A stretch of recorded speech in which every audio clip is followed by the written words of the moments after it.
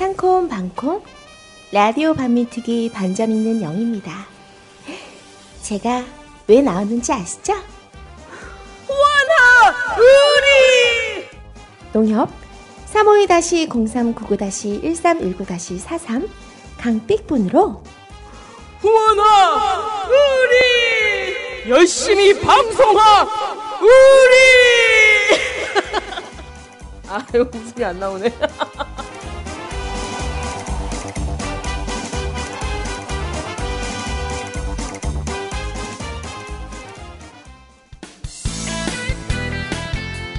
네, 안녕하세요. 개념 있는 여자들의 센수다 라디오 반민특위 2014 정의충만 선입니다. 안녕하세요. 진입니다. 네, 안녕하세요. 민주주의자 분입니다. 우리 오늘 왜 꼬마 손님이 있어요. 이 전묘법으로 지금 그림을 그리고 있어요. 치면 안 되고요. 여기 우리 진님의 조카. 진님이 언제 저기 숨겨놓은 딸이 있나?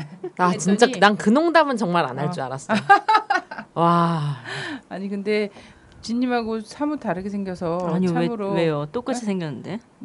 뭐야? 너무 귀엽게 생겼어요. 되게 예쁘게 생겼거든요, 애기가. 당연하지. 근데 진님네 가 되게 예쁜가 봐요. 진님네가 좀 유전자는 좋아요. 아, 네. 그래. 예, 얼굴도 작고 키도 크고. 유전자는 좋아요? 예, 몸매도 좋고 성격이 길쭉길쭉하고. 성격이 더럽다는 얘기를 하려고 하는 건가요?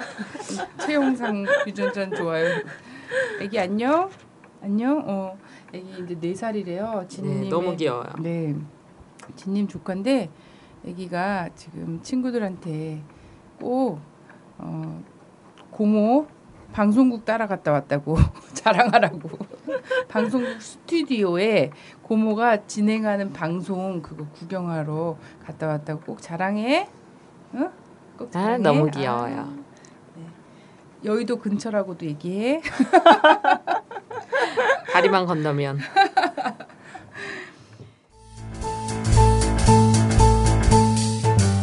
라디오 반민특위의 힘이 되고 싶어서 광고냅니다. 대한노인의 복지사업단 상조상품. 월 3만 원으로 믿을 수 있는 상조상품 준비하세요.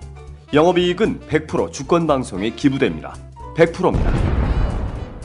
1899-6330 1899-6330 주권방송 홈페이지에서 상담하세요.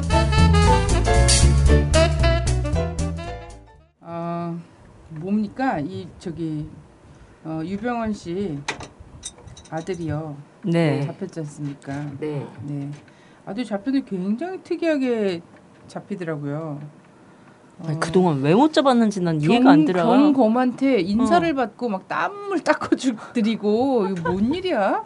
나 그런 대우 받은 적 한 번도 없어. 나 안기부까지 들어가 봤던 사람인데. 그러게. 욕은 처음 먹어봤는데. 야 진짜 인사하고 땀 닦아주고 난리더라고. 어떻게 된 거냐고 이거. 우린 한편의 코미디를 보고 있는 상황이죠 지금. 네네. 그리고 굉장히 이게 공교롭게도 그러게. 공교롭게도요. 이 국정원 문서라는 게 국정원 문건이라는 게 발견이 됐잖아요. 네, 그 국정원 문건이라는 게 이제 발견됐다기보다 하여튼 바닷속에서 있었던 노트북 하나를 그 가족 대책 이쪽에서 네. 그죠? 그리고 이쪽 분야의 정말 권위자이신 김인성 교수님과 이 전문가들한테 이 노트북 복원 데이터 복원을 맡겼잖아요. 그렇습니다. 야, 근데 그 참 대단하더라 그 기술, 그죠? 예, 바닷물 속에 그렇게 잠겨 있었어도 다 나오나 봐. 근데 거기서 국정원이 지적한 사항이라는 그런 문건이 나오지 않았습니까? 네네. 그래서 국정원 지적하는 문건에 정말 특이한 게 이거 국정원이 저 이런 일까지 하는지 몰랐어요. 정말. 아니 그 세월호 사건이 참사가 일어나서 얼마 있다가 이게 국정원이 관리하는 배다라는 거는 나왔어. 근데 이제 국정원이 이렇게 직접적으로 개입을 했다에 대한 이거에 대한 이 스포트라이트는 사실 집중 조명은 받지 못했던 상황이 있었죠. 근데 이게 지금 완연히 드러난 거지. 아니 근데 거기 딱 보니까는 여객선 원래 국정원이 이런 일까지 하는 사람들이었어?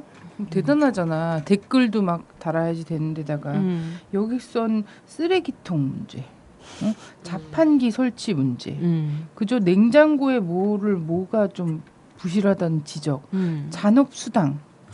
이거 보통 누가 하는 겁니까? 작업반장이 검사하는 건가? 나 너무 신기했어요. 그거 딱 보면서 어머 국정 오지랖 이 정도야? 근데 그럼 다른 여객선들도 국정원이 좀 이런 정도의 오지랖 보여줘야 되는 거잖아요. 아니지. 다 하지는 못하더라도 왜냐면 이제 이 국정원이 그 관리라고 하는 배가 이제 이게 비상시에 쓰일 수 있는 배이기 때문에 그러하다라고 하는 건데 사실 세월호와 동급인 다른 호도 있었잖아. 근데 이거는 관리 대상이 아니었다라는 거지. 문제는.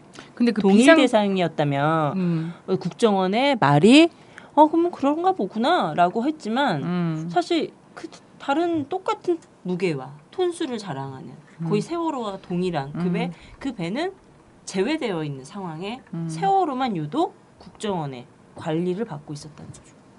아니 그래서 그럼 국정원이 그러면서 이제 이 문서에서 국정원 지적사항이라고 해서 한 100가지 정도가 나왔대잖아. 그렇죠. 네, 100가지 정도가 나왔는데 국정원은 그중에서 한 4가지 정도가 자기네가 지적한 게 맞다 이렇게 얘기는 했어요.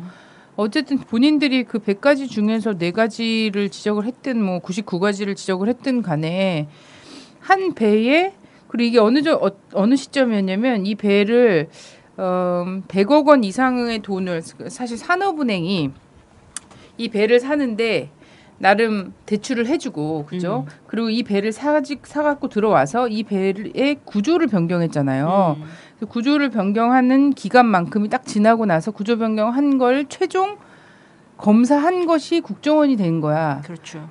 그러면서 전체 구조 변경뿐만 아니라 거기에 놓여 있는 집기와 그리고 거기에 그 승선하는 그런 사람들의 뭐 휴가 문제라든지 이런 월급여 문제라든지 이런 것까지 다 관여를 한 거예요. 그러니까 한마디로 처음부터 끝까지 국정원은 회사던데요. 국정원 손아귀에 있었던 거지. 그죠. 그러면은 일단은 이 배가 이 구조 변경, 설계 변경을 한 거 있잖아요. 이거에서 국정원이 자유롭지 못하다라는 거지 않습니까? 그럼요. 세월호 구입부터 증개축, 운항에 대한 세세한 모든 것, 이 모든 것이 다 국정원의 관리 아래에 있었다라는 거는 이 사건이 국정원이 깊숙이 개입됐다라는 정황을 그대로 보여주는 거죠. 아니 선원들의 작업수당뿐만 아니라 휴가 계획 이런 것까지 관리하는 정도면 이거는 사측이 하는 짓이잖아요. 하는 그렇죠. 일이잖아요. 보통은 자회사죠, 자회사. 그러면 실소유자지. 네네. 근데 그리고 여기서 이걸 이제 국정원이 왜 세월호에 대해서만 특별히 이렇게 100개나 되는 지적 문서를 만들고 관리를 해줬느냐라고 얘기하면 이게 국가 비상시에 쓰일 수 있는 선박이기 때문에라는 거잖아요. 그렇죠. 그러면 국가 비상시란 어떤 것을 이야기하는 것이며 비상시에 세월호는 어떤 용도로 쓰일 목적의 것이었기 때문에 국정원이 이 설계 변경과 이런 것들을 다 용인했는가에 대한 답을 내놔야 되지 않습니까? 그럼요. 근데 답 내놨나? 아니? 그냥 비상시에 쓴다는 거잖아요. 그렇죠. 네. 이 문서가 사실 25일입니까? 25일 5시. 오후 5시 정도에 막 얘기가 되면서 있잖아요. 복구가 됐다 이러면서 대책위 쪽에서 국정원이 실소유주 아닌가 막 이런 의혹들이 막 이제 퍼지기 시작할 때였어요. 그때쯤이었는데 갑자기 그러면서 인터넷은 막 이것 때문에 뜨거워지고 있었거든요. 그런데 갑자기 7시에 유대균이 잡힌 거야. 그러면서 모든 이 국정원이 실소유주가 아닌가라는 이 논란 자체가 유대균과 그와 같이 잡힌 늘씬한 호위무사. 박모 씨. 미녀 삼총사의 한 명. 그 기사로 뉴스를 완전 덮여버렸어요. 그렇죠. 그리고 난 너무 신기한 게 또 이런 거였어. 세월호 사고가 나고 나서 사실 그날 정오가 되기까지는 모든 언론이 이 사고가 도대체 어떻게 된 건지 그래서 전원 구조가 된 건지 만 건지 이런 모든 것이 있잖아요. 언론 지멋대로였어요. 그래서 오보가 난무하지 않았습니까? 오보가 난무했고 그래서 총리나 대통령도 상황 파악 못하고 있었잖아요. 그럼요. 그날 오후가 되도록. 그래서 애들이 구명조끼 입었는데 그렇게 발견하기가 어렵습니까? 이런 얘기를 하고 있었던 거잖아요. 근데 이 유대균이 잡혔다는 뉴스는요. 단 10분 만에 모든 언론에 굉장히 정확하고 상세하게 보도가 됐단 말이에요. 그 이미 다 알고 보도자를 먼저 써놓은 거야. 그리고 관리하에 있었던 거야. 근데 세월호도 보도자료를 미리 써놨었는데 세월호 보도자료는 오버가 돼버린 거지. 잘못 써진 보도자료를 다 날려갖고 전부 오버를 했다면 이 유대균 거는 제대로 덮치고 제대로 잡고 이거를 7시에 유대균 검거 그 다음에 7시 10분부터는 모든 언론에서 굉장히 정확한 상황 보도를 하고 있는 거야. 한국 언론이 그러지 않단 말이에요. 이건 정말 짜고 친 거라는 거지. 좀 탐사 보도를 공중파에서 좀 제대로 했으면 좋겠어. 근데 이거는 뭐 세월호 사건 일어난 이후에 계속 동일한 패턴이잖아요. 그렇죠. 네. 뭐 보도 자료 앵무새죠, 앵무새. 예. 어쩜 그렇게 다 똑같은데. 기레기가 괜히 나온 말이 아니에요. 심지어 어떤 채널을 틀어도 영상 화면이 똑같아요. 예. 그래서 그러면서 어쨌든 이 유대균을 그 적절한 시점에 다 준비되어 있고 이미 관리하에 있었던 도대체 박수경 씨와 유대균 씨가 어디에서 있었는지 이런 거 다 아는 거야. 그러니까 그 10분 만에 그걸 어떻게 다 알아? 아니 궁금하지 않아요. 아니 미리 잡았어야지. 국민들은. 정말 그렇게 대단한 적이면. 근데 국정원 문서 딱 터지면서 이게 이슈화되고 막 SNS에 뜨거워지면서 국정원이 뭐냐? 세월호 국정원 배네? 막 이런 얘기 나오면서 이걸로 다 덮어버린 거야. 그리고 모든 언론이 다 황색지가 됐어요. 그럼요. 유대균 씨와 강모 그렇죠. 씨의 관계는 무엇이냐. 선사시대도 아니고 무슨 스캔들 기사 만들어내는 거야 공중파가. 연예 기사도 아니고. 아니 사람 모든 언론이 썬데이 서울이 된 거죠. 그러니까 썬데이 서울이 불쾌하겠다. 썬데이 서울 아니 뭐 군만두를 처먹었는지 냉동 삼겹살이 얼려 있었는지 우리가 그런 것까지 알아야 됩니까? 그러니까 거의 뭐 공해 수준이에요. 그러면서 뭐 치킨 진짜 어처구니가 없더라고요. 몇 평 방에서 뭐 했나 막 이런 거 있잖아. 두 사람이 기거하기엔 좁아. 저 좁은 방에서는 또 남자 셋이도 사는 사람들이 있어요. 감옥 가보세요. 3점 몇 평에 9명도 쑤셔 넣어놨습니다. 한국의 정치범 수용소 가보세요. 아니 안 궁금하다고. 우리는 그리고 솔직히 미녀의 호위무사라고 하는데 뭐 예쁘장하지만 뭐 미녀까지도 솔직히 전 잘 수긍이 안 가고요. 야이씨 우리 잡히면 난리 나는 거야. 우리 스스로 비하하지 말자. 아니죠. 우리 잡히면 난리 나죠. 국정원의 소설대로 나면 난 서구형 미녀라고 낫지 않을까? 그래도 글래머 서구형 미녀. 서구형 미녀. 아니 박한용 볼륨 선생님 우리한테 있는, 뭐라 그랬냐면 정의할 수 없는 미녀라 그랬어. 정의할 수 없는. 정의할 수 없는 좋다. 미녀. 정의로운 정의할 수 없지만 서구형 미녀들. 키는 다 훤칠함. 이건 맞잖아. 키는 훤칠함. 제가 얘기했잖아요. 동일 몸무게 때에서 제가 가장 아름답다고 미인이라고. 동급 최강. 네, 알겠습니다.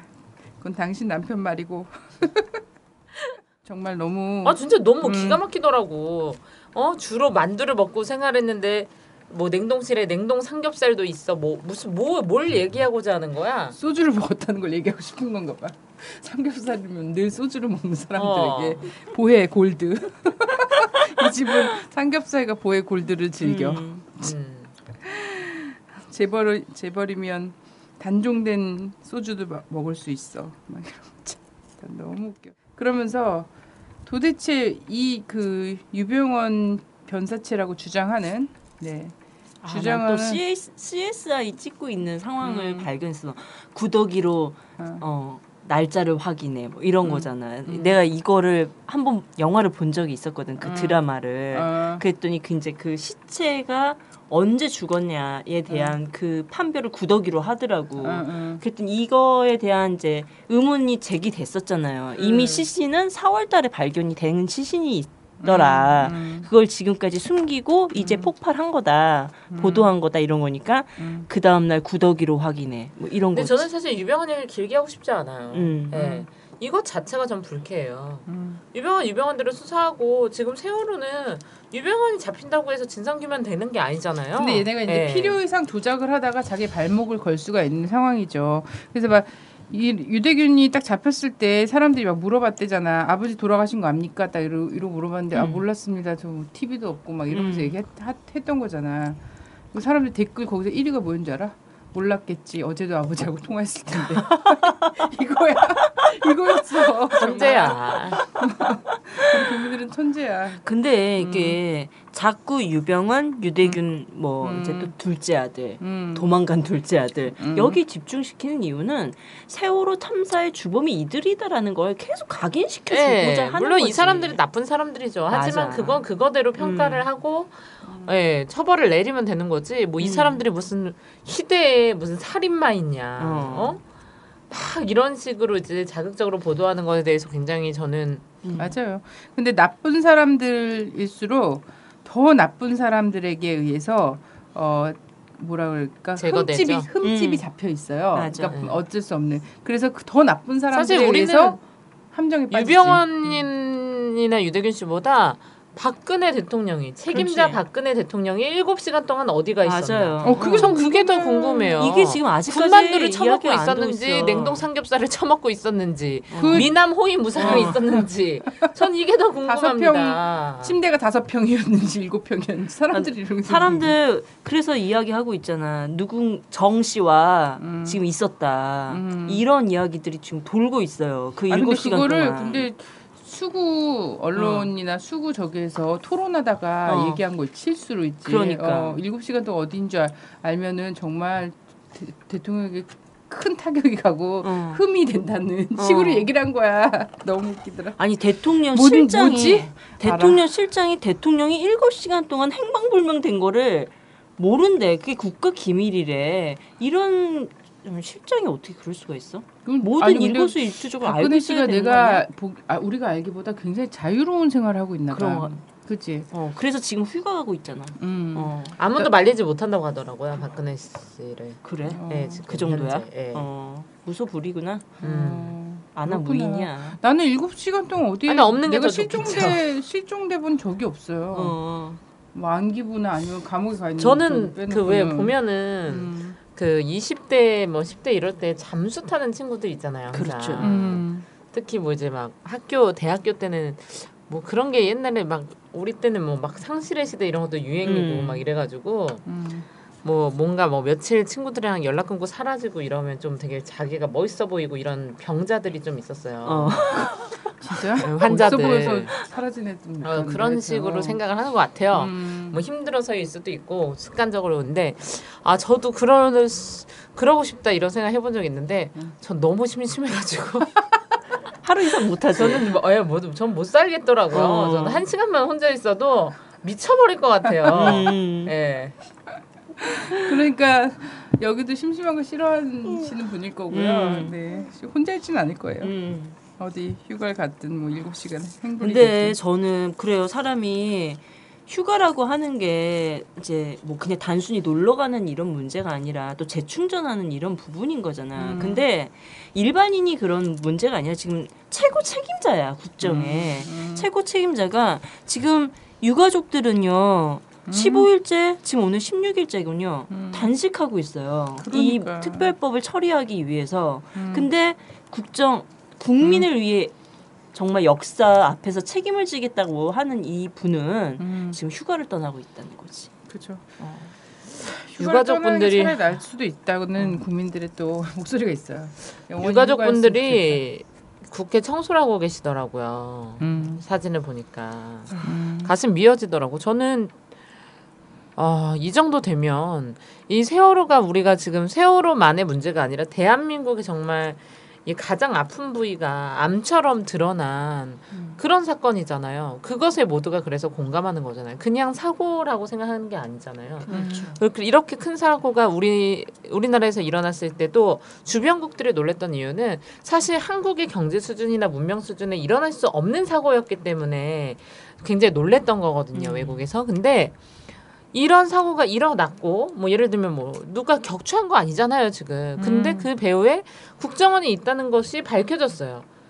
구린 애들이 있었으니까 이런 사고가 날 수밖에 없었구나라는 게 되게 선명해진 이런 상황에서 그렇다면은 모든 국회의원들이나 특히 여당은 아니어도 야당 의원들이 함께 단식해주고 같이 싸워줘야 된다고 저는 생각하거든요. 네. 네. 아니 저는 그래서 이 국정원 문서 뉴스를 본 날 있잖아요. 다음날 이제 새벽에 잠이 들었다가 잠깐 꿈을 꾼 거예요. 꿈을 꿨는데 이거를 꿈속에서 이 사건을 정리하고 있었던 거야. 세월호 이거를 막 정리하고 있었던 거야. 그러면서 4월 달로 되돌아간 거야. 내가. 그런데 4월 달에 그때 서해상에서 한미 합동훈련이 있었잖아요. 그래서 맨 처음에 이제 한미 합동훈련 중에 뭔가 잠수함이랑 부딪힌 거 아닐까 막 이런 얘기가 초반부터 나왔는데 아 이건 너무 우리가 그간에 저 심한 이런 압박과 직업병상 이런 음모론이 뭐 당연히 합리적 의심이긴 하다. 너무 과도하게 나갔어 지금. 뭔가 과정이 필요해. 이런 생각을 하면 자제했단 말이죠.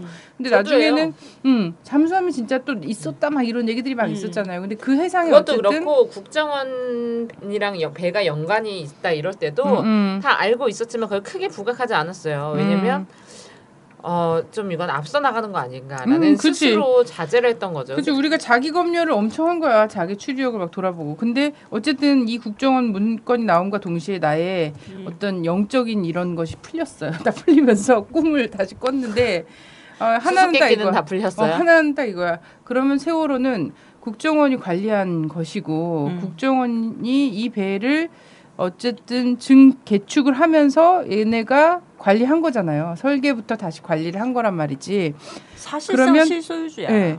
그러면 한미 합동훈련, 군사훈련을 할 때 이런 여객선이 할 일이 몇 가지가 있단 말이죠. 그래서 그것도 꿈에서 정리한 거야. 꿈에서 마치 계시를 받는 것처럼 첫 번째는 소개 훈련이다.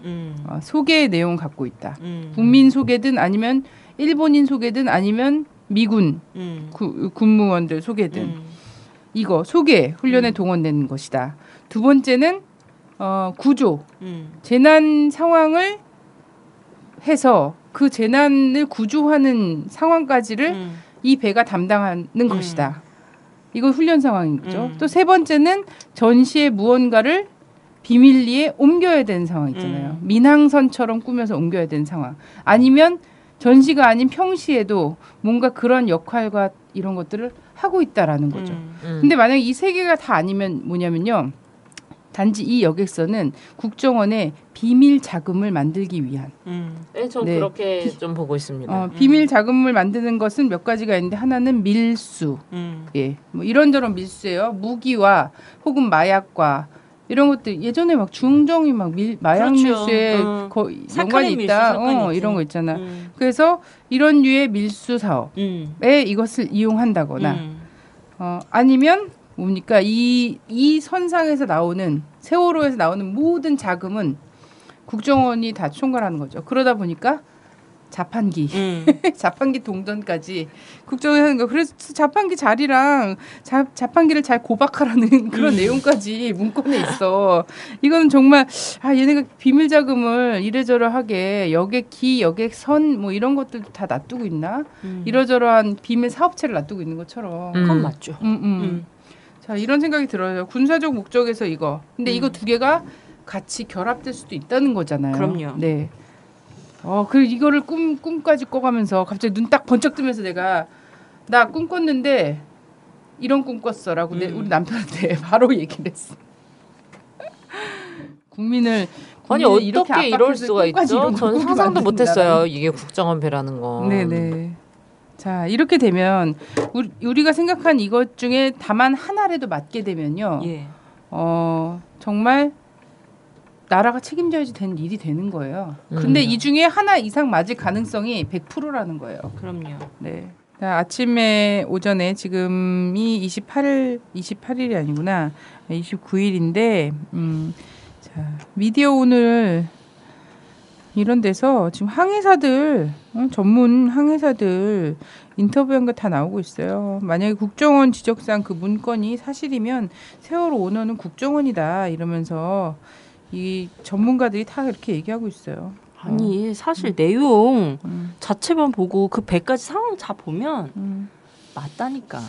이건 의심할 상황이 아니야. 아니 120억인가 들여서 사오는 것을 100억이나 산업은행이 선뜻 내어준다는 것 자체가 말이죠. 그럼요. 아무리 뭐 청해진 해운이 아무리 떡값을 많이 주고 막 이런다고 해도 대출이 이렇게 해주는 건 좀 말이 안 되잖아. 그렇게 수십 년 된 배를 사오는데 이거는 사실 국정원 차원에서 움직인 거고 저는 딱 이 문건을 보면 또 하나 생각하는 게 뭐냐면 하태경이랑 이런 분들 있잖아요. 변희재 이런 사람들이 자 남재준 해임과 관련해서요. 한 번도 실제 간첩 조작 사건에 이것이 실제 무죄가 나오고 막 이런 상황에서 조작한 거 맞다 이렇게 나온 상황에서도 남재준 사퇴해야 된다 이런 얘기 한 번도 안 하다가요. 세월호 사건이 수렁으로 빠지자. 기다렸다는 듯이 남재준 사퇴해야 된다 막 이런 얘기를 했어. 근데 그 남재준 사퇴 얘기는 얘네들은 국정원 간첩 조작 사건이나 여타 조작 사건 때문에 국정원 정부 책임지라고 한 게 아니야. 얘네가 좀 깜짝 놀랐어. 국정원이 관리하던 배인데 그 배가 사고가 났는데 이게 계속해서 정권의 발목을 물속으로 같이 끌고 들어가고 있거든.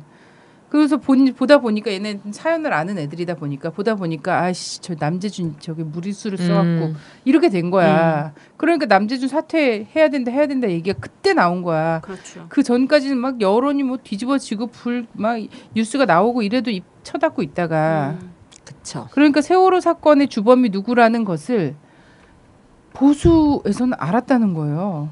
사실 자진납세한 거지. 그 정도의 표현은. 그죠. 그리고 남재준 진짜 사퇴했잖아. 튄 거지. 튀었잖아. 그리고 이병기가 들어왔는데 이제 변사체 발견되고 막 호위무사 나오고 막 스캔들로 뒤덮고 이런 거 있는 거지. 진짜 온 국민이 뭐 여성 중앙이 된 거죠 뭐. 여성 중앙도 열받아. 썬데이 서울하고 여성 중앙 열받아. 딱 그 수준이에요. 그만도 못한. 아니 애들도 보잖아요. 사실 포털 사이트나 뉴스나 이런 데를. 근데 정말 이건 진짜 막장 중에 막장이다. 그러니까 국민을 3S 정책으로 만드는 거야. 이것 또한.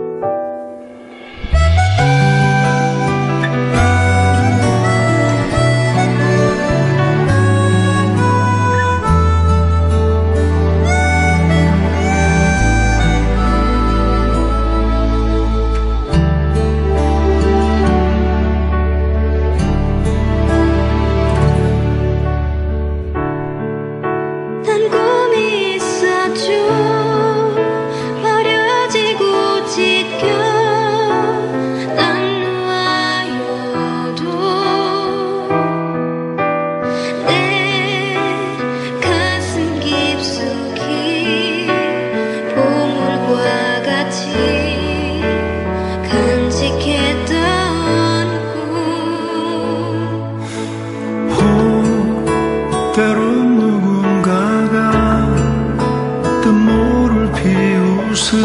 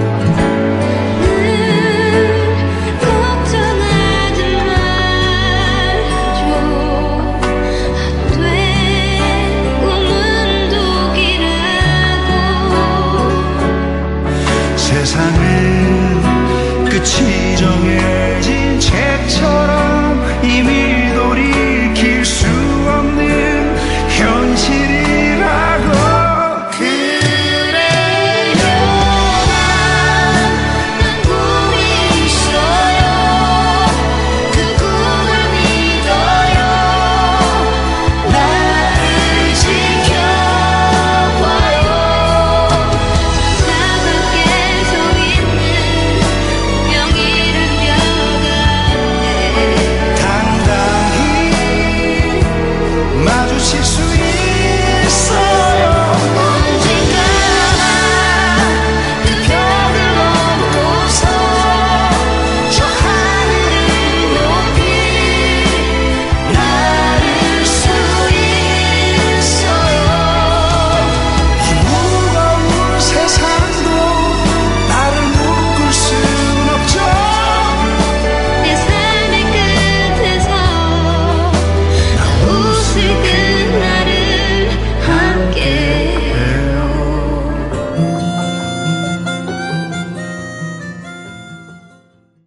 정말 이런 의구심이 들 즈음에 발맞춰서 요즘 또 딱 적절하게도 해상에서 연합훈련이 계속되고 있거든요. 그렇죠. 네, 연합훈련 계속되고 있잖아요. 그리고 지난주였죠. 이 불과 일주일 전에 한미일이 역시 그 한반도 근해에서 해상 훈련을 했는데 그 내용이 또 기가 막히게도 수색 구조 훈련이었어요. 한미일 맞아요. 수색 구조 훈련. 근데 한미일 수색 구조 훈련 만약에 세월호가 그때 침몰하지 않았다면 저는 이 한미일 수색 구조 훈련 이 8월 달에 있는 이 훈련에 세월호가 동원됐을 거라고 생각이 돼요. 그렇죠. 어쨌든 국정원이든 아니면 군이든이 관리하는 여객선 하나가 필요한 거 아닙니까? 수색 관리 구조 훈련에는. 자, 이렇게 될 건데 문제는 한미일이 전부 이 훈련에 동참했다라는 것은 여기 일본이 눈에 띄죠. 일본의 자위대 아닙니까? 그렇죠. 네, 일본의 해군이 이 해상 구조 훈련에 동원됐다라는 얘기인데, 자, 저는 한반도에서 해상 구조 훈련이 이렇게 엄청난 규모로, 그죠? 국제적 규모로 벌어지고 있다는 것을 새삼 인식하면서 또 한 번 깜짝 놀랐습니다. 그 훈련할 돈으로 구조를 했으면 씨발 새끼들 하죠. 그러니까 그렇게 훈련을 할 줄 아는 나라에서 한 명도 구조하지 못한 거예요. 그 훈련이 얼마 들까요? 제 생각에는 적어도 우리 규모에서 생각하면 안 돼. 100억, 100억? 제일 큰 돈 100억인가? 자, 근데 얘네가 이거를 되게 일상적으로 해왔던 지금 일본 자위대 끌고 들어왔고 해상 훈련하는 게 말이 되냐 이런 이제 반발이 있었단 말이에요. 물론 구조훈련이다. 자위대가 들어와서 훈련한 건 좀 오래된 일이야. 이미 근데 참관이라고 막 얘기했잖아. 그때 참관이라는 형태로 얘기를 했고, 근데 문제는 지금 이 자위대가 들어온 첫 번째 훈련이 뭐냐면 평화헌법 구조가 개정되고 집단 자위권이 공식화된 이 시점에서 한미일이 수색 구조라는 미명 아래 훈련을 했다라는 거지. 그죠. 아니 수색 구조 훈련에 사실 전투기나 이런 건 사실 필요 없거든. 수색 구조잖아. 또 엉뚱한 거야. 창문 깨갖고 구명조끼 입혀갖고 내던지면 되는데 전투기 막 띄우고 막 이러면서 한 명도 못 구하는 훈련을 하고 있는 거야. 병신짓 하는 거죠. 진짜 웃기는 거지. 한미일이 합동 수색 그 구조 훈련을 할 이유가 없어. 근데 자위대 길을 터주는 것뿐이야 지금. 그거를 훈련하는 돈은 또 누가 가져가냐? 미국이 가져가는 거잖아요. 그럼요. 한반도 사람들을 구조하기 위한 훈련이거든. 그렇죠. 일본도 미국에게 돈을 내고 우리나라도 근데 미국에게 이런 돈을 생각도 내고. 하지. 이 수색 구조가 민간인에 대한 수색 구조는 아닐 수도 있어. 문제는. 그래서 민간인은 안 구하는 건가? 민간인은 안 구하는 거야. 자기들 라이언 일병만 구하나? 맞아. 그래서 이번에 오렌지맨 구한 거잖아. 오렌지맨을 구한 거지. 그 구조 훈련이라는 것이 그러면 300명은 수장시켜도 단 한 명의 요원을 구하는 것으로. 그렇죠. 그죠. 라이언 일병을 구하기 위해서 숱한 민간인을 죽이고 막 이런 것 같은 이런 훈련을 지금 한미일이 이 상황에 지금 300명 아직도 돌아오지 못한 10명이 있는 이 나라에 와서 이 나라 앞바다에서 수색 구조 훈련이랍시고 전투기 띄우고선 하고 있는 거야. 한 거야 지난주에. 그런데 유가족들은 단식을 하고 있는 거지. 근데 이게 어쨌든 수색 구조 훈련이 끝났어. 근데 이걸 갖고 무슨 자위대까지 끌고 들어와서 수색 구조 훈련이냐 막 이렇게 했더니 원래 했던 거래. 늘 해왔던 수색 구조 훈련이래. 늘 해왔던 수색 구조 훈련의 결과로 아무도 구하지 못한 거지. 근데 이게 끝났어. 끝났는데 또 림팩 훈련을 한대. 뭡니까? 근데 림팩 훈련 하면 그 다음에 또 끝날 것 같지? 아니 을지 프리덤 가디언 훈련이 있어. 그 전력이 또 이렇게 또 한반도 해역으로 오고 있는 거죠. 물론 그러니까, 다는 오지 않겠지만 한미일의 기본 전력들은 그대로 이동한다라고 보면 되는 거지. 그러니까 우리는 뭐냐면 7, 8월에 우리는 막 휴가를 어디로 갈까 대통령조차 휴가를 어디로 갈까 막 이런 고민하면서 막 이렇게 즐거운 생각하고 특히나 바닷가 생각 많이 하는데 우리의 바닷가에서는 이 그 휴가 온 국민들조차 훈련에 동원하고 있는 거예요. 맞아요. 정말 우리는 의식하지 못하는데 그 국민들도 여차의 상황을 만들어서 이 국민들을 구조하거나 아니면 이 국민들을 겁에 질리게 하거나 이런 상황에서 우리가 어떻게 대처해야 하는가를 자기가 인식하지 못한 상황에서 리얼 프로그램? 그 뭐라 그래? 리얼리티 프로그램이요? 뭐 그런 프로그램 있잖아. 네. 전혀 인식하지 못한 상황에서 그거를 찍고 막 이러는 거 있잖아요. 몰래카메라. 아주 악성 몰래카메라의 대상이 되고 있는 거 우리 국민들이. 정말 끔찍한 일이야. 거기서 뭐가 하나 터져. 거기서 사람들은 막 경악을 하고 놀라워해. 그럼 이 사람들 어떻게 대피시키고 뭐 할까? 이거 있잖아요. 이것도 사실은 훈련의 시나리오가 되어 있을지도 모른다는 거야. 난 세월호를 보면서 그런 느낌이었거든요. 이스라엘이 지금 막 학살하잖아요, 진짜. 히틀러가 이스라엘 사람을 부활했다는 이야기가 있더라고요. 네. 몇 년만. 그거에 대해서 좀 라디오 반민특위에서 좀 본질적으로 다뤄달라. 네네네. 네, 이런 요청이 있어서 저희 또 하겠습니다. 건의합니다. 네네. 하겠습니다. 팔레스타인에서 왜 그 난리를 피고 있는지 아주 역사적으로 다루는 시간을 꼭 갖도록 하겠습니다. 그래서 최근 유엔은 도대체 뭘 하고 자빠져 있는지. 팔레스타인만 문제가 아니야. 이라크도 아주 장난이 아니고. 그럼요. 우크라이나, 리비아, 우크라이나, 체첸. 지금 아시아 전반, 아시아 벨트가 활활 타오르고 있는 이유가 뭔가 도대체. 네네. 자 원래 우린 알고 있어요. 그거 아시죠? 알고 있는데. 그래요. 이스라엘도 지금 너무 초조불안해요. 네, 얼마나 초조불안하겠어요. 중동이 평화로워질까봐. 근데 그렇게 하다가 이제 네. 그 보면 만만한 게 북한이더라고. 보면 다 이제 그 왜 보면 그 공격하는 무기가 미사일이 많이 등장하잖아. 근데 그 미사일 다 북한제야. 나는 여기서 이거를 우리나라 다 미국이 다 뭐 이란과 북한 협력해, 리비아와 북한 협력해. 다 이거에서 다 북한이 문제야. 북한이 지금까지 그렇게 봉쇄 상태에서 엄청나게 크잖아. 막 배도 막 세우고 막 이랬잖아요. 그런데 그 봉쇄 상태에서 엄청나게 먼데 있는 나라한테까지 전부 미사일을 팔았다는 거야. 거기다가 땅굴을 지금 또 러시아 제재하겠다고 그랬더니 많이 당해봐서 아무렇지도 않다고 또 이런 말을 했죠. 서구의 제재 많이 당해봐서. 네. 그러니까 이 수색 구조라고 하는 부분이 라이언 일병 이런 것도 있지만 사실상 그들이 말하는 WMD가 북한에서 나온다라고 하는 부분에 있어서 북한 배를 수색해야 되는 부분인 거잖아. 이런 훈련만 하고 있는 거지. 사실 민간인을 대상으로 민간인이 자기도 모르는 사이에 훈련의 일환으로 되어 있을 수도 있겠지만 사실상 이들이 하는 훈련은 말이야 민간인을 보호하기 위한 이것 차원이라고 하지만 사실상 군사훈련의 일환이라는 것을 그대로 보여주고 있다는 거죠. 그러니까 우리는 그냥 해상 수색 구조 훈련이라 그러면 위기에 처한 어떤 인명을 빨리 수색해서 구조하는 그런 정말 착한 내용의 이런 거라고 생각하지만 이 수색이라는 것은 뭐냐면 자신들의 말을 듣지 않을 것 같은 배를 수색하는 거야. 맞아요. 검문 검색. 예.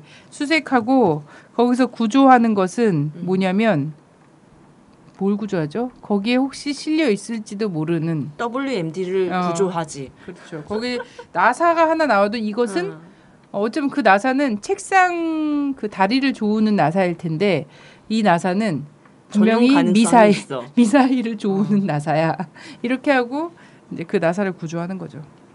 그 PSI라고 하면 너무나 딱 드러나 버리니까 이런 식으로 난 돌려서 훈련한다고 생각하거든.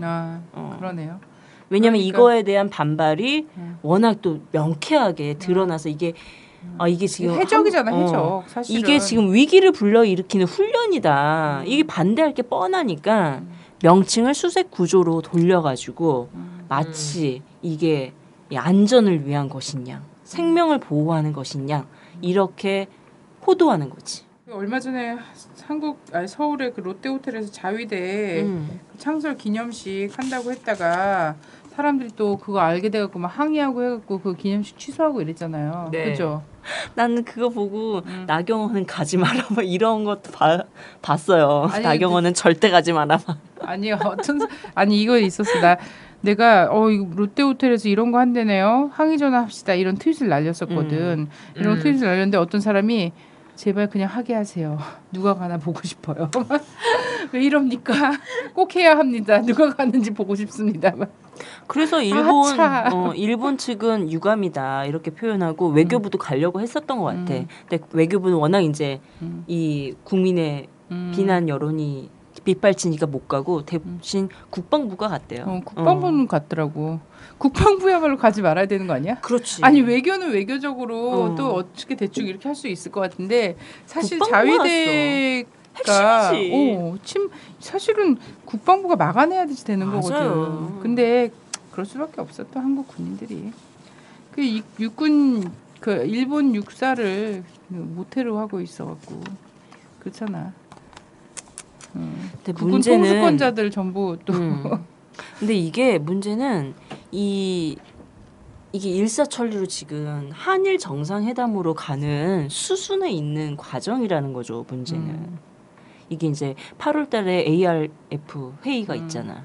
여기에 한일 외교장관 회담 하려고 하고 얼마 전에 일본 특사 와서 대통령 만나고 그래서 정상회담 하고 싶다 이런 얘기 하고 있고 이러면서 지금 이 국방부는 MOU 체결하려고 하는 정보협정 체결하는 일련의 과정으로 지금 가고 있고 이 과정에서 지금 우리나라 법원은 한일 지금 정보협정에 관한 외교문서 공개하라고 하는데 법원이 공개하지 말 것 대해서 이야기하고 있는 이런 상황을 보면 어쨌든 가릴 것은 최대한 가리고 할 것은 최대한 하겠다라는 수순으로 지금 일이 처리되고 있는 방향이라는 거죠.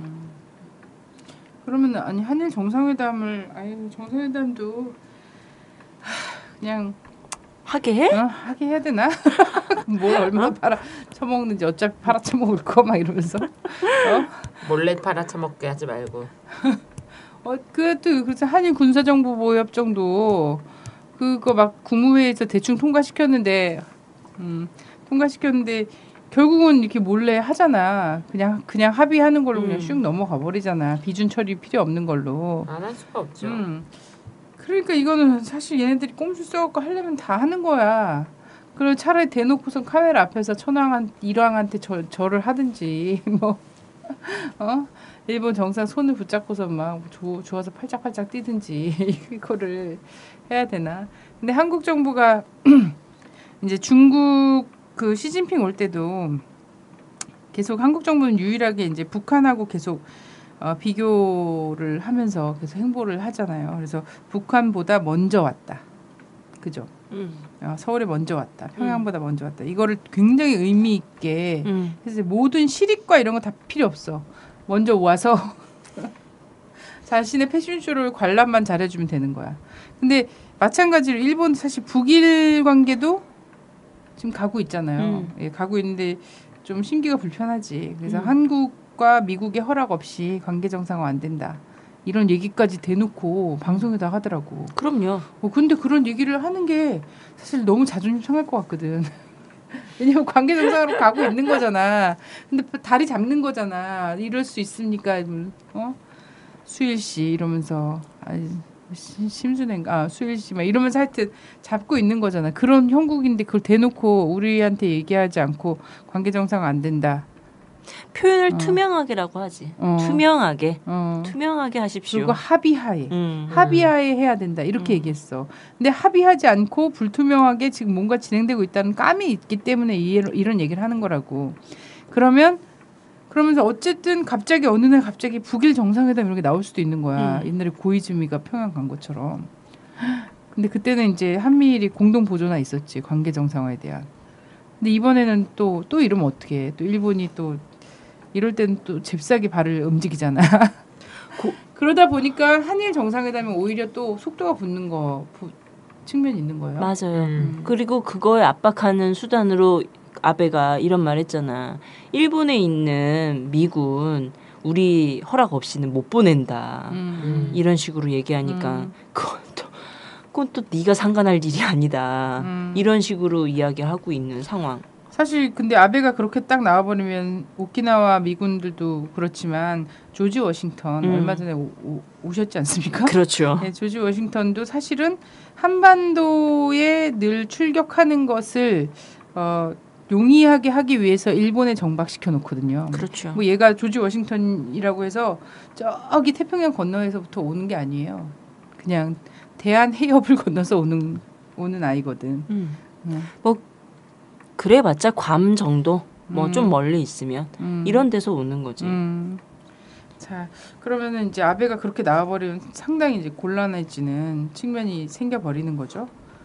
근데 어쨌든 이 모든 곤란함 때문에 한일 정상회담이 속도 있게 추진이 되고 그리고 이 한국의 이 정말 어처구니 없는 거 있잖아요. 남북 관계에서 남쪽 상황이 북쪽보다 훨씬 더 뭔가 남쪽 정부가 국제적 무대에서 위상이 더 높다거나 아니면 인정을 받는다거나 이런 거를 만들어야 되는 상황이기 때문에 취하는 행보들이잖아요, 지금. 근데 사실상 실익은 하나도 없는 거거든요. 이런 것들 때문에 시진핑은 들어와서 시진핑의 이익만 챙기고 간 거잖아. 맞죠. 마찬가지로 아베가 들어와서 한일 정상회담을 한다고 해도 한국의 그 실익은 하나도 없다는 거예요. 한국 서울에 먼저 왔다는 거 말고는.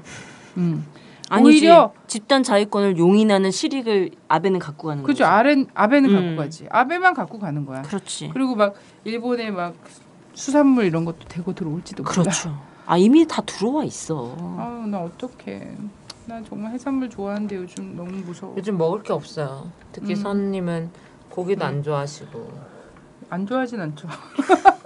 다 좋아하는데 비교적 좋아하는 게 해산물이죠. 아 정말. 발목은 잡아도 아베는 어찌됐든 북한에 갑니다.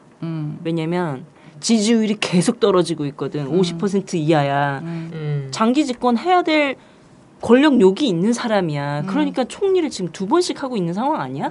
그러니까 이거의 핵심 카드는 가서 그들이 주장하는 납치자를 데리고 와야 되는 문제가 있어. 두개골 하나라도 들고 와야 되는 거야. 맞아요. 그것이 누구의 두개골인지 아니면 뭐 원숭이의 두개골인지 모르지만 그게 뭐 귀향을 하든 완전 귀향을 하든 방문을 하든 이거는 뭐 이후에 또 조정할 문제겠지. 뭐 이제 뭐 스톡홀름 합의서에서는 뭐 귀향하는 방향으로라고 했지만 뭐 그래요. 귀향하는 사람들은 그 사람들이 있을 수 있잖아. 나는 이러다가 어떤 생각도 해봤냐면 지금 이제 어쨌든 박근혜 맘대로 뭐가 다 안 되고 지금 지도 짜증이 날 거야. 사고는 계속 터지고 주변에 믿고 있는 남자들은 지 등이나 치려고 하고 그런 상황이잖아요. 사실. 그래서 7시간 동안 잠적한 거 아니야? 너무 그렇죠. 괴로워가지고? 아니죠. 그때도 등 처먹힘 당하고 있었던 거지. 근데 그렇다고 하더라도 난 이런 생각도 해봤어. 아 오세훈처럼 이게 사퇴하는 거 아닌가 중간에. 아니 씨발 나 안 해. 벼랑 끝 전술 쓰다가 벼랑에서 뛰어내린 사람 또, 재신임 또 받겠다면서 스스로. 또 보내. 스스로 재신임? 어머. 그거 진짜 괜찮다. 그거 기네스북에 오르니까. 근데 그럴 수 있어. 뭐냐면 재신임 받겠다라고 딱 하고 이것을 아주 극한 좌우 대결 상황으로 몰고 그렇죠. 가는 거야. 네. 그러면서 거의 내전 상황으로 아니면 내전 상황으로 가. 그래서 예전에 그 서북청년단부터 이런 애들 다 뛰쳐나와서 한 것처럼. 지금도 장난 아니에요. 무서워 죽겠어요. 그치. 근데 내가 얼마 전에 우리 하루하루가 달라요. 그 사람들이 하는 행동이. 맞아. 매일 오지. 매일 와. 숙골들이 매일 광화문에 나와갖고 그 말도 안 되는 구호를 외치고 있는데 정말 내가 깜짝 놀란 거는 제가 아는 특전사 출신 어떤 분이 정말 이분은 이미 이제 노인이시거든요. 특전사가 뭐 옛날 젊었을 때 했던 거잖아.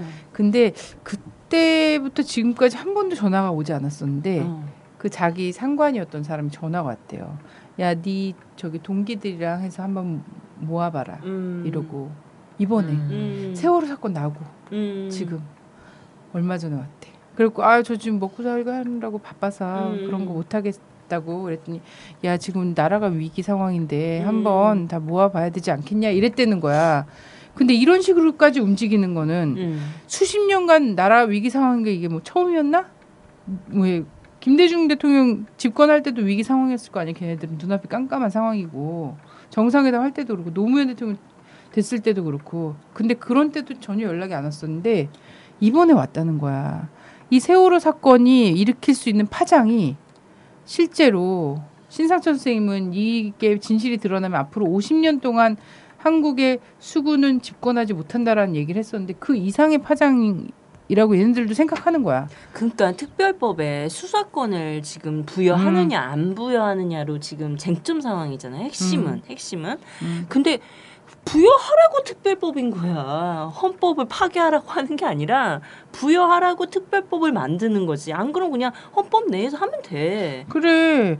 퇴역 특전사들 있잖아. 60대 퇴역 특전사들까지 모아야 될 정도로 이 사람들이 정말 이 상황을 어떻게든 틀어 막아야 된다. 완력으로도. 이렇게까지 생각을 하는 걸 보면 방금 분이가 얘기했던 저 중간 평가받겠습니다라고 하고 국민투표 붙이면서 그 과정을 아예 완전 난장판으로 만들면서 계엄 때릴 수 있는 상황까지 몰고 가는. 그래 우리한테 어마무시한 진짜 그런 게 올 것 같다니까. 아니 나는 이 국정원이 이 문건 딱 발견돼 버리고 지금 앞으로도 사실 뭔가 자료 보고는 계속될 거 아닙니까? 지금까지 지금 어떤 행보를 보면은 절대 국정원을 개혁하거나 없애거나 놓을 생각은 없어 보이고요. 그렇죠. 네, 그렇다면 이런 게 계속 밝혀질수록 더 강수를 두겠죠.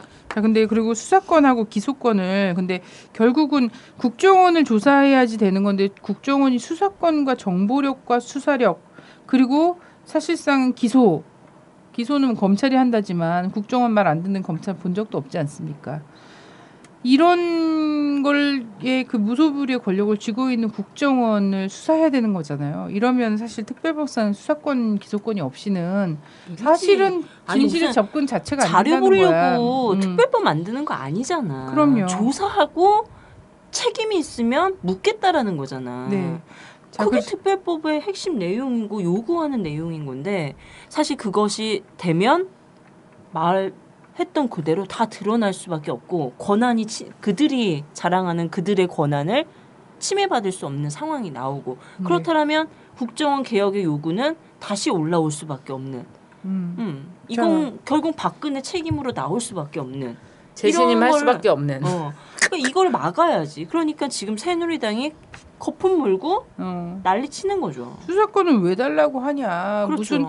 무슨 사법 체계를 흔든 일이다 막 이런데요. 한국 사법 체계 좀 흔들려도 됩니다. 그리고 어차피 뿌리부터 흔들렸던 데예요. 그렇지 않습니까? 그리고 어제 법학자께서 많은 230분 국회에서 그거 헌법 파괴하는 거 아니다라고 증명을 해주셨어. 그래. 네. 그러면 물론 새누리당에도 법조인 많으시겠지만 좀 말씀 좀 듣고 그냥 손 내려놓으면. 그리고 이 사건은 지금 특별법 그 법안 자체를요 민변이 만든 거 아닙니다. 그래. 대한변협이 붙어서 만든 거예요. 그래요.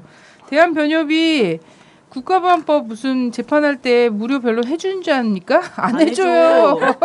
안 해준대요. 근데 그런 사람들이 붙어갖고 지금 나는 해주는 거야. 나도 처음에 깜짝 놀란 거야. 이 세월호 당연히 이거의 연결은 난 민변이 할 줄 알았었거든. 근데 대한변협이 했다라는 거야. 그래서 이건 뭐 어찌됐든 이건 좌우 문제가 아니야. 이건 정말 해결하지 않으면 안 되는 문제라고 법조인이 인식을 한 거야. 법을 담당하는 사람이. 거기에 대한변협이 나섰다라는 건 정말 이 사회를 어떻게 세워야 되겠는가에 대한 양심을 물었던 거지. 맞아. 그래서 지금 요구하고 있는 상황이잖아요. 얼마나 보편적으로 이 사건이 정말 심각한 초유의 사건으로 그리고 꼭 반드시 해결해야 할 사건으로 인식되는가 이거를 전체 이제 반응해서 볼 수 있다라는 거고요. 수사권 기소권은 근데 이들이 절대 줘선 안 된다라는 절박함도 이해해요. 그리고 뭐 사상 초유의 일 아니에요. 왜냐면 반민특위 수사권 있었어요. 맞아요. 그렇잖아요. 근데 나는 얘기하면서 좀 그렇네요. 아니 특별법 이 통과가 된다고 해도요. 그 이후에 남은 과정이 엄청난 엄청나게 지난한 과정일 거라고 우리는 예상을 합니다. 맞아요. 왜냐하면 반민특위 수사권 줘놓고 어떻게 했어요. 경찰들이 습격하고 국회 뿌락지 사건 내고 결국 반민특위가 단 한 사람도 심판대에 세울 수 없게 했잖아요. 심판대에 세운 사람은 있어. 세웠지만 벌을 받게 하지 못했잖아요. 그렇지. 장담컨대 지금까지 있었던 모든 조작 사건은 박근혜 정권 안에서 다 일어납니다. 네. 근데 보세요. 이제 이번에 이 특위에 특별법을 주고 특위가 가동이 되잖아요.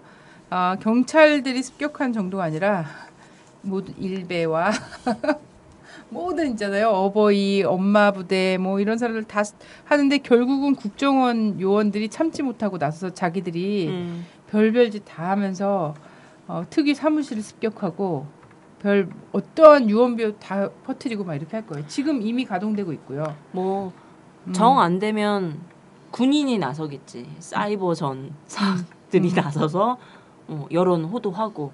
그치 맞아. 아까 이 유병원 변사체와 유대균 체포 요 사이에 그것도 있었다. 그러니까 유병원의 변사체라고 하는 게 발견됐을 때 사이버 그 사이버 전에 이 사람들이 개입했다라는 걸 군대가 조직적으로 대선에 개입했다라는 것이 뉴스가 나왔었어요. 근데 이걸 묻어버렸지. 그러니까 얘네는 지금 부정선거를 묻기 위해서도 이거를 계속 이렇게 유병원 뭐를 만들어야 되는 거고 그리고 국정원이 지금 세월호 사건의 주범인가 하는 이거 세월호의 실소유주인가라는 것을 묻기 위해서 또 유씨 가문의 또 장남을 또 잡은 거야. 원래 소나기 안에 있던. 근데 사실 유병원이든 장남이든 핵심 인물이 아니야. 아니 핵심 인물이 아니니까 그 아들이 둘째 아들이라며. 회사와 관련된 실세는. 근데 그 둘째 아들은 지금 행방이 모여네. 네 맞아요. 모연할지 모를지는 모르겠지만 그 사람이 지금 있는 혐의라고는 그 뭐라 그러죠? 돈 99억 배임 횡령. 네. 기껏해서 배임 횡령이야. 자살할 이유가 없어. 죽을 이유도 없는 거야. 냉정하게 한국의 헌법적 이 상황을 보면. 근데 왜 변사체로 발견되냐고. 말이 안 되는 거지. 있을 수 없는 일이죠. 그래요. 근데 어쨌든 이거는 특별법의 수사권과 기소권이 보장된 특별법을 막기 위한 수작들이에요. 수작들이고 이 수작들에 더해서 그 태생적한 게 있잖아요. 부정선거라는. 이것까지도 지금 계속 막으려고 하니까 계속해서 무리수를 쓰면서 60년대 때나 어울릴 법한 그런 조작들이 지금 계속 이어지고 있는 상황인 거죠. 국민들 의식 수준과 정보력이 얼마나인데 그때 논리를 가지고 그때 행태들을 가지고 하려고 하니까 안 먹히지 당연히. 그러니까요. 그때도 안 먹혔을 거야. 근데 입단속도 하고 다녔잖아. 변사체 4월달에 발견했다는 거 입단속 막 하고 다닐 때 막 옛날에는 나와고 선글라스 끼고 조심하지 않으면 끌려갑니다. 쥐도새도 모르게 막 이러면 사람들이 말 들었잖아. 요즘은 야 이 입단속 하더라 막 이런 얘기가 타 국회의원 보좌관들도요 거기에 나가서 정보 수집을 해요. 저기 통제 가능한 건 국회 내일 수도 있어. 근데 국회 밖에서는 통제 가능하지 않아. 그래 이제는 양심선언 하나도 안 하고 있는 순천경찰서 장 이하 이런 사람들이 참 답답한데 뭐만 딱 뭐 문제가 생겼다. 자기네들 시나리오대로 안 되는 문제가 생겼다면 바로 감찰 뜨잖아. 감찰 뜨고 해임해버리고 순환보직 시켜버리고. 진짜 불쌍하더라. 상황이지. 대한민국 경찰 되게 불쌍한 존재였어. 아니 그래. 그러니까 일은 위에서 저지르고 책임은 다 말단이 지는 거야.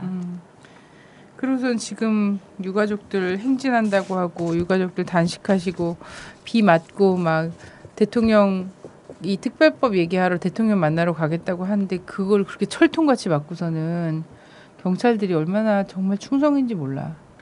지금 양심선언 해야지 되는 국면에 최소한의 명예가 이게 남아있다라면 최소한의 자존심 남아있다라면 양심선언을 해야지 될 국면이지 유가족들 막 체증하고 있잖아. 그런 거 해야 될 때 아니야. 근데 이상한 나라의 앨리스처럼 지금 너무 세상이 이상하니까 사람들이 다 다 비정상이 된 것 같아요. 전반적으로. 근데 이 국면이 그러면 어떻게 해야 돼? 어쨌든 특별법에 대해서 우리는 절대로 포기할 수는 없는 거잖아요. 그죠? 특별법은 계속 해야 돼. 그리고 가족들은 이제 100일이 막 넘어가는데 가족들이 그렇게 얘기해요. 저는 정권이 계산하지 못한 가장 큰 건 뭐냐면 지금 국민의 정보력이라거나 이런 것들이 아니야. 과학적 수준? 이런 것들도 얘네는 계산을 못하지만 가장 계산하지 못했던 결정적인 것은 뭐냐면 유가족들이 돈을 좀 준다고 하면 입을 닥칠 줄 알았던 거야. 근데 유가족들이 이렇게까지 국회로 오고 KBS로 가고 청와대 앞으로 가고 이렇게까지 그리고 단식을 지금 보름이 넘도록 하고 이 떼약볕 아래서 주저앉아서 농성을 하고 이럴 거라는 거를 상상조차 못한 거야. 자기들처럼. 아, 너무 마음이 아파요. 진짜. 돈 싸다 주면 입 닥칠 줄 알았던 거야. 그러니까 그런 유언비어나 날조하고 있는 상황이고 난 혹시 이런 생각도 해. 물론 단식 체장 한 30일 해본 사람들도 있을 거야. 근데 사실 이게 신체적 한계 사실 3일 넘으면 신체적 한계가 오잖아. 유가족을 죽일 셈인가? 죽여서 죽어도 눈도 깜짝 안 했어. 그래서 그냥 특별법 이런 거 뭐 유야무야 넘어가고 그냥 자기네 화려하게 출마만 이긴 애가 뭐 경제나 잘 살려보세요 이런 얘기 계속 하고 있는 이런 거나 지금 계속 쇼하고 있는 거 아닌가. 그렇게 만들려고 하는 거 아닌가. 그래서 죽어라 이런 거지. 그러면서 핵심들 저기서 선동한 사람들 이렇게 보는 거잖아. 아니 가족대책이 대표님이었나 한테 그 남대문 경찰서 경비과장이 저 사람이 주동이야 잘 찍어 이렇게 얘기한 거야. 유가족인데 뭘 주동이야 뭐야. 그러니까 내가 주동 맞다. 나 죽여라. 나 죽고 싶어 환장하겠다. 이렇게 말씀을 하시는 그러니까 거야. 유가족으로 보이는 게 아니야. 그냥 난동자의 선동자. 정말 그래서 그러길 기다리고 있나 이런 생각도 사실 좀 들긴 들어요. 그래서 저는 사실 유가족들이 기를 쓰고 건강했으면 좋겠어요. 저는 2학년 3반 김빛나라 아빠 세월호 유가족 대책위를 맡고 있는 위원장 김병관입니다.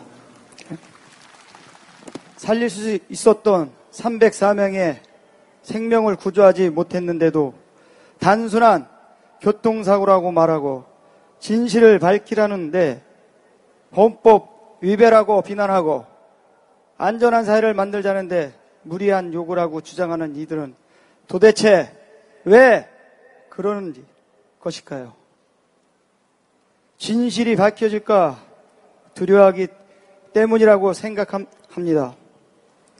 그래서 결심합니다. 반드시 진실을 규명할 수 있는 특별법을 만들겠다고 말입니다. 네, 고맙습니다. 호소도 하고 걷기도 하고 차가운 바다에서 잤습니다. 할 수 있는 일은 다 했습니다. 그리고 가족들의 절박한 마음을 알리기 위해 단식이라는 극단적인 결정을 내렸습니다. 단식에 함께했던 여러분이 쓰러졌지만 11일을 버텼습니다. 그만큼 우리 가족들은 절박했습니다. 그런데 국회가 가족들과 350만의 시민들의 마음을 외면하는 지금 우리는 고통스럽지만 더 힘을 낼 것입니다. 가족들의 뜻을 반영한 특별법을 제정하겠다고 한 대통령의 약속을 지킬 것을 요구합니다.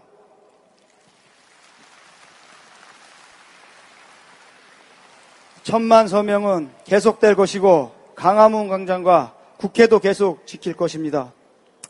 가족들의 결심을 보여주는 단식도 중단 없이 계속될 것입니다. 그것만이 아닙니다. 더 이상 앉아서 기다리지 않기 위해서입니다.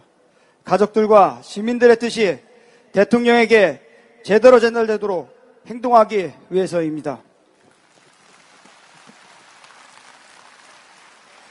우리는 오늘 시청에서 강화문까지 행진합니다.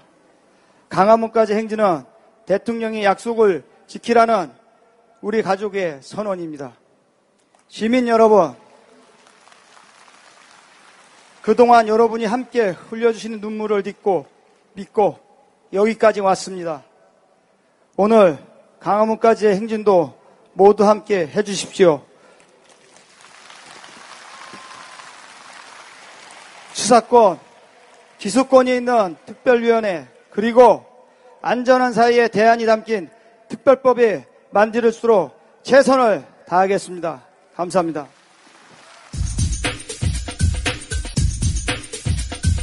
돈 몇 푼 주면 될 거다 이런 거고 사실 그 돈을 정부에서 줄 생각이 없었어. 어쨌든 세월호의 그 해운에 거기다 책임을 묻고 거기다가 지금 그 돈으로 하겠다라고 하는 거잖아. 근데 실소유주는 뭐 국정원이든 뭐든 이거는 좀 어쨌든 둘째 아들은 날아간 상황이고 나머지는 죽고 하나 뭐 잡힌 아들은 뭐 상관없고 그러니까 뭐 배상을 이 회사가 할 수 있는 상황이 아니지. 그러니까 야 니네 정부 말 들어야 돼. 그래야 그나마 뭔가를 건질 수 있어. 이렇게 지금 몰고 가는 거 한편. 그리고 그러니까 니네가 하든가 말든가 뭐 여기서 끝내든가 이런 거를 강요하는 이런 상황이고 아니면 그냥 다 같이 죽든가 너희들은 이런 지금 두 가지 시나리오로 지금 가고 있는 거 아니냐. 그러니까 선택 얘네 시간 끌어봤자 여기도 손해야 뭐 이런 생각 되게 느긋하게 있어. 느긋해. 그리고 근데 이제 특별법에서 만약에 수사권이나 이런 것들을 보장하면서 줘봐요. 근데 지금 얘기하는 보상 문제는 있잖아요. 이건 사건의 본질이 드러났을 때 이 사람들한테 물질적인 것이고 정신적인 것이고 그리고 역사 앞에 내놓아야 할 것들은 얘네들 정말 어마어마한 거거든요. 그래서 어쨌든 특별법 안 가고 가려고 그러는 거잖아요. 수사권도 보장 못하겠다라는 거잖아. 근데 천안함 유족들은요. 이런 요구를 하지 않았잖아요. 그래서 처음에 그냥 딱 보상 얼마씩 받고 그리고 현충원 이런 데 딱 하고 훈장 주고 이러니까 입 다물었잖아요. 근데 여기서 수사권과 기소권을 준 특별법이 통과되고 실제 사건의 본질이 정권의 문제 뭔가 이런 문제로 밝혀져. 그럼 이게 국가 배상 차원까지 가게 되잖아요. 이렇게 돼버리면 천안함 유가족들이 이씨 뭐야. 우리는 할 말 없어서 그래 닥치고 있었는 줄 알아? 우리도 진상규명해 라고 나올 수밖에 없는 사안인 거야. 그렇죠. 근데 이럴 수밖에 없는 사안이 지금 뭐 한두 개겠어? 대표적으로 천안함인 거지. 정말 찍소리 안 하고선 받고 넘어갔으니까. 그러면 이명박이 나와야지. 이명박이 나오면 대선은 다시 나오지. 대선 부정. 그러니까. 악순환인 거지 그들에게는. 그러니까 여기는 지금 목숨 걸고 막아야 되는 거예요. 목숨 걸고 막아야 되는 상황인데 상황이라는 걸 본인들이 이러면 안 되라는 걸 인식하고 있는데 자신들이 저지른 것이 얼마나 어마어마한 조작인지에 대해서까지는 그래서 이것이 때문에 정권이 엎어질 수 있다는 거 있잖아요. 이걸 목숨 걸고 막는 이 행위 때문에도 엎어질 수 있다라는 것을 인식 못해요. 그래서 한편으로 굉장히 느긋한 거야. 휴가 간척하고 그리고 국민들에게 자꾸 일상으로 복귀하라고 하잖아. 유인물도 뿌렸잖아. 이번에 토요일 날 유인물도 뿌렸어. 어떤 놈들이 일상으로 복귀하라고. 애도합니다. 그러나 일상으로 복귀하십시오. 친애가 뭔데? 친애가 뭔데? 그래 일상으로 복귀해야 돈을 쓴다는 거야. 미친 뭔 소리야. 우리 촛불하면서 엄청 돈 많이 쓰거든. 아니 얘네 어떡하려고 그래? 촛불 경기를 활성화시켜야 돼. 경제가 어려움을 세월호 탓으로 했어. 지금도 그런 걸 계속 유포해. 근데 만약 그래 세월호 니네들 입맛대로 그렇게 됐다 치고 나서 경기 회복 안 되면 누구 탓할 거야? 아니 근데 지금 뭐 어쨌든 가정이니까 얘는 계속 세월호 때문에 지금 경기가 안 좋다고 하는 거야. 다음엔 또 무슨 사건을 일으켜서 그것 때문에 안 된다고 이야기할지. 자, 이건 생각하지 맙시다. 자, 근데 이거를 계속 튕기고 이렇게 하는 거 있잖아요. 절대 못하겠다고 얘기하면서 하는 무리수를 쓰는 여기서도 특별법이 통과된 것 이상의 역풍을 맞을 수 있다라는 것을 정권이 명심해야 돼요. 도대체 쟤는 왜 저러는 거야? 그 수사권 주면 뭐 안 돼? 왜 그래? 주범이야? 공범 정도가 아니라 주범이야? 이런 것들이 나올 수밖에 없게 돼 있어. 왜 사람은 굉장히 논리적이고 추리력이 있는 존재거든. 모든 증거가 지금 얘기하고 있거든. 근데 이것을 정말 애를 쓰고 아니고 이러다가 닉슨 간 거야. 워터게이트 도청 시도 사건이잖아. 워터게이트 호텔에 도청기를 설치하다가 걸린 거잖아요. 그걸 막으려다가 그걸 가리려다가 역풍 맞은 거지. 그래. 도청을 했어도 만약에 도청했습니다. 당 지도부가 책임지고 막 이렇게 했으면은 닉슨 하야까지 안 갈 수도 있는 문제였어. 근데 이거를 덮으려고 그랬잖아. 은폐 조작했잖아. 근데 네. 304명이 죽은 거를 계속 이렇게 하면서 은폐 조작을 하고 유가족을 죽음으로 몰고 가고 있고 그러면서 이런 정말 이 왜곡화되는 그 여론들을 막 일베와 어버이들 막 일당 줘가면서 동원을 하고 이렇게 하면 닉슨 이상의 것을 해야 돼요. 할 수밖에 없어. 닉슨 이상의 것은 거지. 내전을 할 건가? 전면전을 할 건가? 재신임을 받을 건가? 아니 난 너무 저기 인상적인 거 초등학생이 그 구호를 하나 썼는데 정말 인상적이더라고. 감옥 가기는 무섭고 지옥 가는 건 안 무섭냐?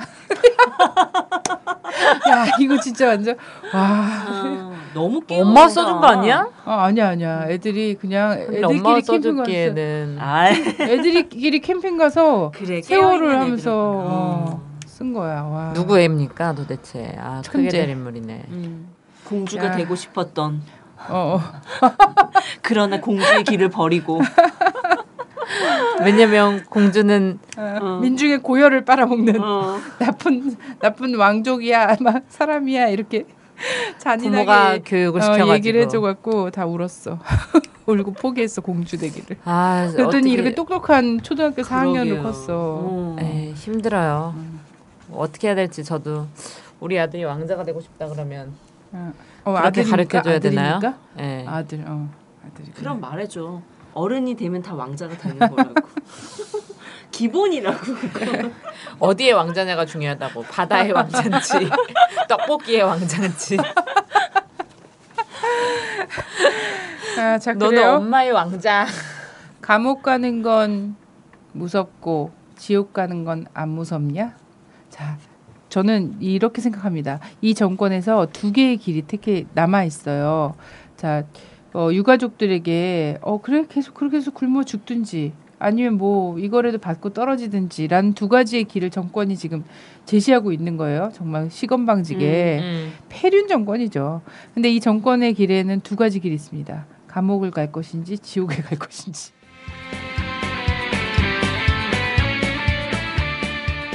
안녕하세요. 막을 수 없는 국민의 수다 막국수 시작하도록 하겠습니다. 네, 안녕하세요. 저는 반전 있는 영입니다. 오늘은 이용원님 모시고 이야기 나눠볼 텐데요. 반갑습니다. 예, 안녕하세요. 네, 바쁘실 텐데 잠시 자기소개 부탁드릴게요.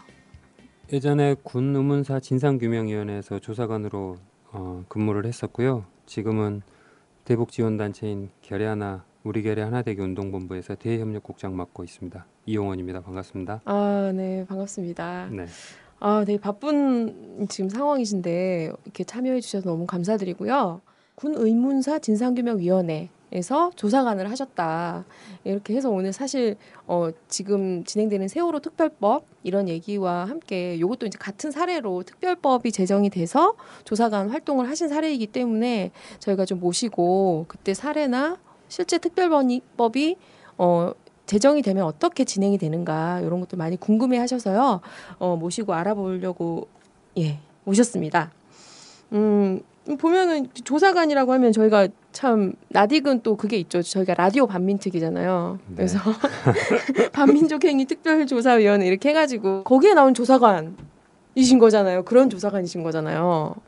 예, 군의문사위원회가 대통령 소속으로 돼 있어서 민간 조사관으로 준 별정직 공무원으로 채용돼서 네. 한 2년간 활동을 하시고 조사를 했었습니다. 이전 시기 이제 노무현 정부 시기에 특별법이 제정이 돼서 군 의문사 위원회 활동을 해오셨는데 이 특별위원회는 어떻게 생기게 된 거고 어떤 활동을 하셨는지 이런 좀 설명 부탁드릴게요. 군대가 존재하면서부터 많은 사망 사건이 네. 있어 왔는데 이게 이슈화되기 시작한 거는 1998년에 뭐 JSA 영화의 모티브로 작용했던 사건이기도 한데 김은중이가 JSA 안에서 사망한 사건이 있었습니다. 이 사건 같은 경우는 그 이후에 여러 가지 의혹들도 불러일으키고 국회 내에서 조사위도 꾸려지고 이렇게 했는데 어쨌든 자살 사건으로 처리가 됐는데 유가족들이라든지 무수히 많은 전문가들 심지어 미국의 최고의 법의학자라고 하는 분들까지도 이 조사 결과에 대해서 의문을 제기를 하면서 사회적으로 이슈화가 됐고 JSA에서 장교가 육군사관학교 출신의 장교가 자살했다라는 사망 사건이다 보니까 당시 총에 지문도 없었고 그리고 나중에 밝혀진 바에 의하면 유가족들이 밝혀낸 거긴 하지만 총도 자기 총이 아니었고 총번을 확인하니까 이런 여러 가지 의혹들이 있었는데도 자살로 처리된 것에 불만을 갖고 여러 활동들을 하다가 2004년에 국가인권위원회에서 이 사건들과 함께 여러 군대에서 있었던 사망 사건들에 대해서 군 의문사로 규정을 하고 진상규명과 관련된 특별법 제정을 정부에 권고를 하게 됩니다. 그래서 2005년 6월경에 국회에서 여야 합의로 군 의문사 진상규명에 관한 특별법이 통과가 되고 2006년 1월에 설립을 해서 원래 법은 한시적인 기구, 과거 사건을 조사하는 거니까 2008년 말까지가 조사 기한이었는데 유가족들의 요구와 미해결 사건들이 있다 보니까 1년 더 연장해서 2009년 말에 조사를 완료하고 위원회는 문을 닫게 되는 그런 군 의문사 진상규명위원회 대통령 소속으로 이렇게 되어 있습니다. 그리고 또 JSA는 아시다시피 한국 군 휘하에 있는 게 아니고 유엔사 소속으로 있으니까 더 엄밀히 이야기하면 미군 안에서 사건에 대한 조사라든지 수사 실체적 접근이 가능했기 때문에 한국군은 철저히 배제된 상태다 보니까 더더욱 많은 의혹들도 밝혀낸 건가요? 그래서 결국에 군의문사위원회에서도 3년 넘게 진상규명 조사를 하고 미국으로 가고 자료 요청도 하고 했는데 결국은 불능 조사하기가 현재적으로는 어렵다라는 불능 결론을 내렸습니다. 특별법을 해도 어려운 건 어려운 게 있는 거네요. 그렇습니다. 그래서 지금 이제 세월호 특별법 제정을 하면서도 가장 많이 물어보는 게 그런 거예요. 이거 되면 진상조사 제대로 되고 처벌 제대로 될 수 있는 거냐 이런 거에 대한 의문과 실제 진행이 어떻게 되는 거냐 이런 의문들을 많이 가지시는데 사실 이제 어쨌든 그 특별법의 같은 사례니까 좀 어떻게 조사를 하셨고 실제로 이제 뭐 수사권이나 이런 것들이 어떻게 발동돼서 실제 어느 정도 진행이 될 수 있는 건지. 세월호 유가족들이 가장 강력하게 요구하는 부분이 수사권과 기소권. 이 두 가지라고 생각을 하고 저는 정말 적절하고 꼭 필요한 사안이다라고 생각을 해요. 근데 군의문사위원회 같은 경우 과거 사건을 조사한다라고 하는 20년, 30년 전 사건을 조사한다라고 하는 특성도 있었지만 이 수사권과 기소권이 없다 보니까 조사하는데 진실에 접근하는데 너무 한계가 많았다라는 판단은 저뿐만이 아니라 그 당시 조사를 같이 진행했던 조사관들 심지어 군, 검, 경에서 파견된 사람들도 같이 있었는데 그 사람들도 공히 인정하는 부분이었습니다. 왜 한계가 많은 건가요? 일단 수사권이 없이 조사 권한만 특별법에 주어지다 보니까 수사권과 조사권이 다르다 이런 그렇죠. 거죠. 수사권 같은 경우는 핵심적으로는 어떤 사람에 대한 강제 구인할 수 있는 공권력을 활용할 수 있는 한마디로 체포온 거죠. 일단 데려가서 협조하지 않거나 혐의가 있을 경우에 수사를 할 수 있는 권한이 주어진 반면에 조사권 같은 경우는 와달라 노골적으로 이야기하면 와달라 와주십시오 사정하고 애원하고 그래도 안 될 경우에는 과태료라고 하는 아주 미약한 처분. 이 과태료 내지 않는다고 해서 처벌되거나 이러지 않거든요.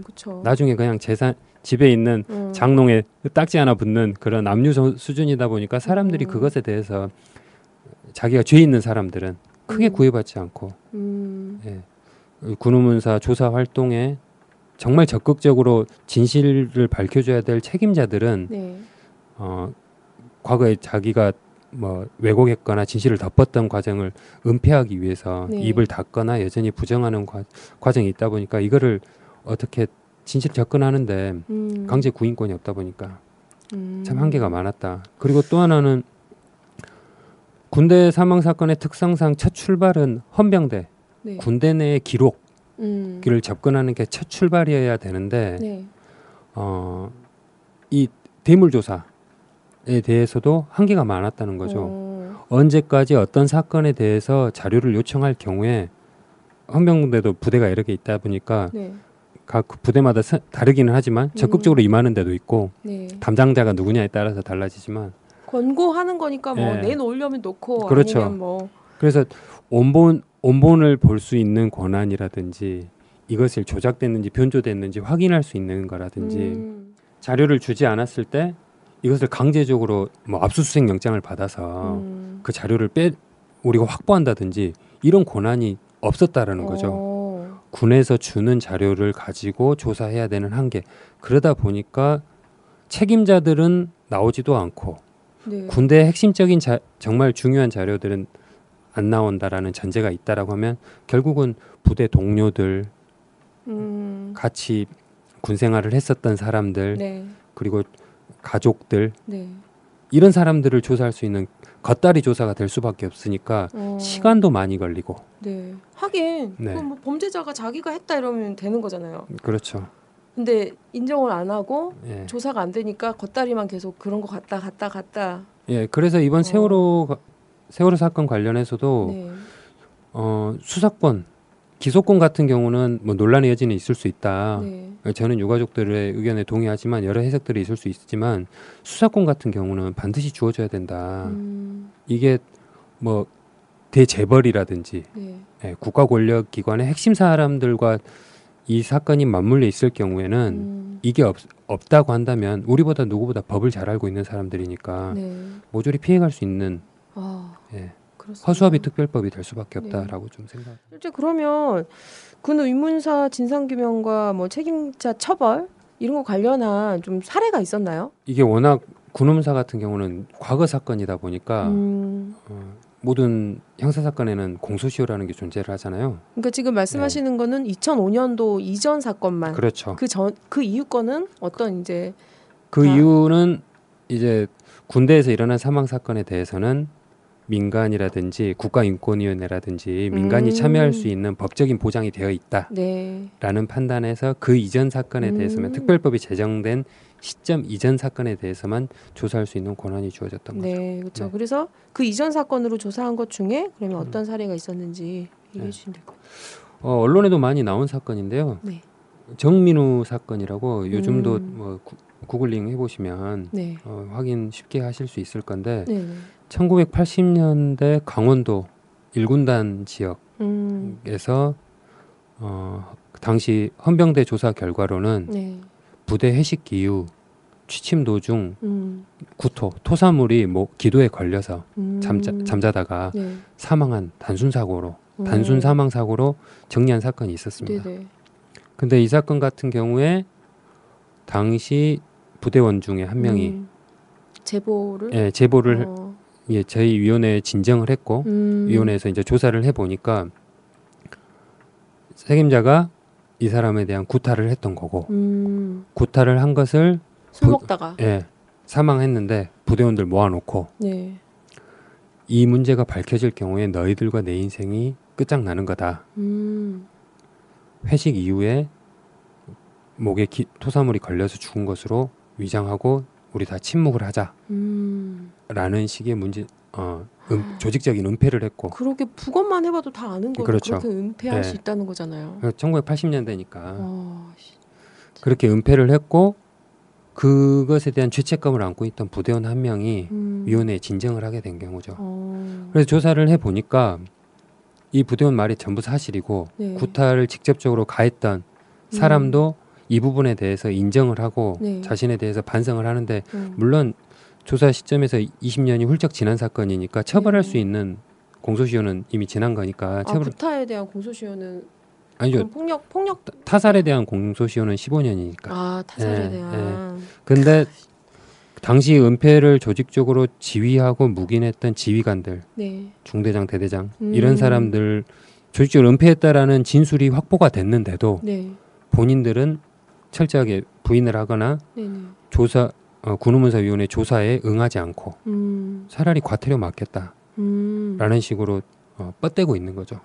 그러면서 그런 조직적 은폐에 가담했던 사람들에 대한 진술이 없더라도 이 사건은 충분히 진상규명 결정되고 사고사로 해서 이 사람은 순직 처리할 수 있는 사안이다라고 위원회에서는 진상규명 결정을 내렸던 게 있는데 네. 이번 세월호 사태가 이 특별법 제정이 차일피일 미뤄질 경우에 예. 과거 문제로 돼버리고 공소시효와 관련돼서 공소시효 문제가 예, 뭐 대표적으로 논의될 수 있는 게 공금횡령이라든지 네. 뭐 이런 커넥션 문제들이 나오고 있잖아요. 예. 뭐 유병헌과 정치권과의 유착 문제가 나오는데 네. 그런 문제 공소시효가 생각보다 길지는 않을 거예요. 그렇죠. 구타 예. 이런 것도 폭력도 3년 이렇게 공소시효가 그렇게밖에 안 되는데. 그래서 그런 공소시효의 문제도 있고 또 하나 조직적 은폐를 지휘했던 사람들에 대한 강제 구인권이라든지 쉽게 말해서 수사권이 없다 보니까 예. 아무리 옆에서 했다 예. 누가 어쨌든 이렇게 얘기를 해도 진실 규명을 하는 데 있어서의 상당한 시간도 걸리고 네. 시일도 소요되고 금전적이든 재정적이든 낭비도 심해지고 완벽하게 이게 군대 내의 조직적 은폐였다라고 하기까지는 어려운 상황이 되는 거죠. 지금 검찰에서 뭐 해경 당시 출동했던 사람들 잡아들이고 있다고는 하던데 네. 과연 그게 끝이겠는가. 이번 세월호 사건은 국민들 누구나 인식하다시피 네. 훨씬 더 높은 상층부와 연결돼 있을 건데 검찰은 그것에 접근할 수 없을 거다라고 하는 국민적 인식이 있잖아요. 네네. 이걸 특별법으로 그 국민적인 우려나 불식을 완전히 해소시켜주고 네. 다시 이런 사태가 발생하지 않는 네. 제도적 장치를 마련해야 된다라고 네. 생각합니다. 이때도 조사하면서 느끼신 거지만 사실 이제 아까 말씀하셨던 진짜 수사권이 꼭 있어야 된다. 기소권도 들어가야 된다. 이런 고민과 그다음에 빨리 해야 된다. 실제 골든타임을 넘기게 되면 제대로 처벌할 수 없는 그냥 진상 조사를 하는 이런 차원으로 넘어가게 된다. 이런 게 지금 제일 급한 문제인 것 같고요.